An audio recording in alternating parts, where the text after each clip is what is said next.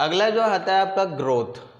Growth जो है, हम कभी भी कोई भी लिविंग थिंग्स अगर फूड प्रॉपर ले रही है, न्यूट्रिशन प्रॉपर वो ले रहे हैं, देन ऑब्वियस है कि उनकी ग्रोथ भी होगी। जैसे अगर मैं बार बार ह्यूमंस का ही एग्जांपल दे रहा हूँ, जो कि हम सब इन सब चीज़ों से, हम ह्यूमंस से और इन चेंजेस से हम बहुत अच्छे से फैमिलियर है, ठीक है।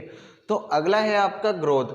हम फूड ले रहे हैं, ग्रोथ कर रहे हैं, धीरे धीरे आप पहले आपका साइज कम रहता है, फिर आप बड़े होते जाते हो, आपकी है ना दांत आते जाते हैं सबके, पहले स्टार्टिंग में रहते हैं, बाल आते जाते हैं, हम बड़े होते जाते हैं, हमारा हाथ पाँव सब बड़े होते जाते हैं, हमारी and with the time we get energy also, ठीक है, हम पावरफुल भी होते जाते हैं, ठीक है। तो ये क्या होती है, ग्रोथ होती है। और ग्रोथ है ना हमेशा इरिवर्सिबल होती है। इसका मतलब ये होता है कि टाइम के साथ आप, जैसे आपकी कोई पर्टिकुलर साइज बढ़ गई, जैसे आप किसी भी कितने भी लंबे हो गए, तो आप है ना सिर्फ लंबे हो सकते हो, वापस छोटे हो नहीं सकते। That is called irreversible. मतलब बड़े होने के बाद तो आप छोटे थोड़े हो सकते हो वापस, ठीक है। इसलिए तो हम बोलते हैं 12 साल हाइट इतनी, 14 साल हाइट इतनी, इस तरीके से वो होता है। तो इरिवर्सिबल ग्रोथ हमेशा, ये इंपॉर्टेंट पॉइंट है। बाकी आपके बुक्स में लिख रहा है, मैं सिर्फ मेन चीज़ें पढ़ा रहा हूँ आपको। ग्रोथ क्या होती है, इरिवर्सिबल होती है। अगला होता है इसमें मूवमेंट। एक होता है मूवमेंट और एक होता है लोकोमोशन। देखो, ह्यूमन और एनिमल्स फूड के लिए जो है एक प्लेस से दूसरे प्लेस पे जाता है, फूड के लिए और शेल्टर के लिए, मतलब रहने के लिए और खाने के लिए ह्यूमन जो है एक प्लेस से दूसरे प्लेस पे जाता है। वो मूवमेंट नहीं होता है, वो होता है आपका क्या, लोकोमोशन। तो वो क्या, एक प्लेस से दूसरे प्लेस पर जाना, किसके लिए, फूड के लिए और शेल्टर के लिए। तो वो मूवमेंट नहीं होता है, वो क्या होता है, आपका लोकोमोशन होता है। तो बोलोगे सर मूवमेंट क्या है? मूवमेंट वो होता है आप अपनी बॉडी को हिला सकते हो, जैसे like that's my hand and I am moving this, ठीक है। तो ये होता है मूवमेंट। तो लिविंग थिंग्स क्या होते हैं, मूव भी कर सकते हैं और अपने किसी भी बॉडी पार्ट्स को वो मतलब क्या किसी भी बॉडी पार्ट्स को वो मूव करा सकते हैं इस तरीके से। That is called your movement. एक होता है रेस्पिरेशन। रेस्पिरेशन तो वैसे तो बहुत बड़ा है, लेकिन आप ऐसा समझ लो, रेस्पिरेशन का मतलब होता है सांस लेना, ठीक है। ऑल लिविंग थिंग्स क्या, उनका क्या होता है, जैसे फूड होता है ना, उस फूड से न्यूट्रिशन निकालने के लिए रेस्पिरेशन की ज़रूरत रहती है।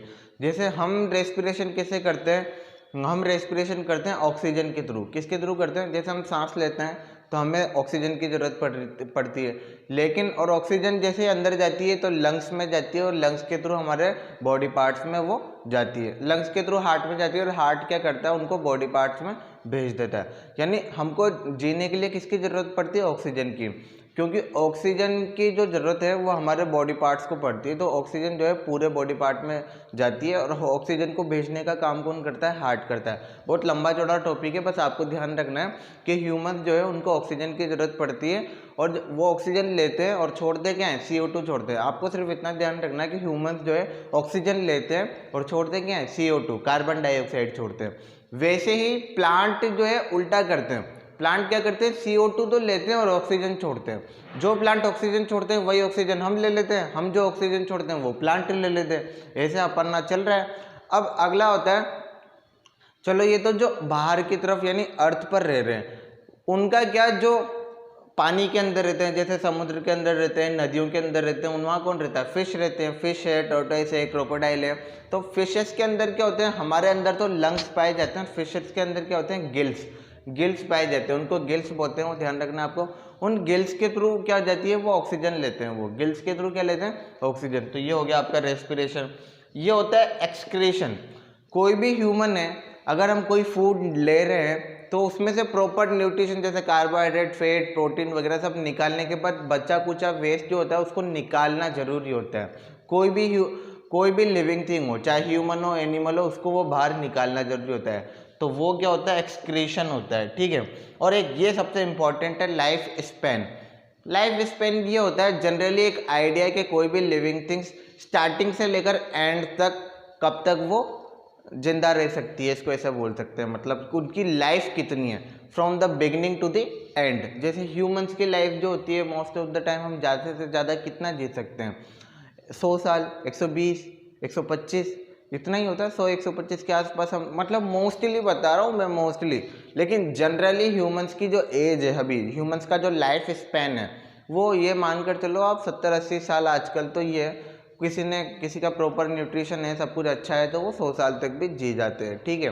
तो लाइफ स्पेन क्या होता है, एक जनरल आइडिया होता है लाइफ के बारे में कि ये इनकी लाइफ कितनी होती है। जैसे ज़्यादातर आपने सुना होगा कि डॉग्स का जो लाइफ स्पेन होता है वो 14 ईयर्स होता है। जनरली जो डॉग्स होते हैं वो 13-14 साल या 15 साल तक वो सर्वाइव कर सकते हैं, ठीक है। ऐसे एक टेबल आपके 78 पेज नंबर पे बनाई हुई है, तो मैं उसको बता देता हूँ, इंपॉर्टेंट बता देता हूँ। जैसे लायन होता है, लायन होता है आपका 25 ईयर्स तक सर्वाइव कर सकता है। हॉर्स जो है आपका 30 ईयर्स तक सर्वाइव कर सकता है। पोलर बियर जो है 42 ईयर्स तक। और जो टॉर्टोइस यानी जो कछुआ होता है, जो समुद्र के अंदर यानी सी के अंदर रहता है, तो वो जो रहता है आपका 190 ईयर्स तक वो सर्वाइव कर सकता है। जनरली बता रहा हूँ मैं आपको, अगर मतलब ऐसे तो नहीं, अगर आप किसी का मर्डर कर दोगे तो वो तुरंत मर जाएगा, बट मैं जनरली बता रहा हूँ उनका लाइफ प्रोसेस, एक ना एक दिन कोई उनको नहीं भी मारेगा तब भी वो उनकी लाइफ जो है ख़त्म हो जाएगी। तो that is your life span, ठीक है।